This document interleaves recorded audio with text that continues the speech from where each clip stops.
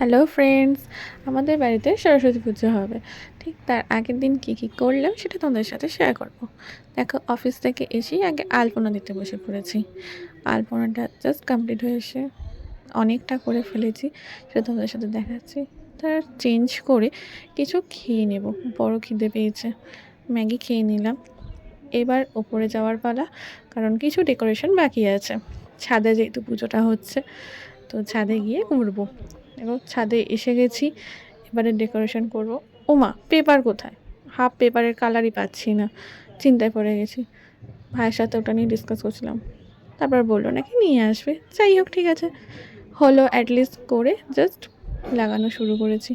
কিছুটা decoration complete হয়ে গেছে, মোটামুটি কমপ্লিটই।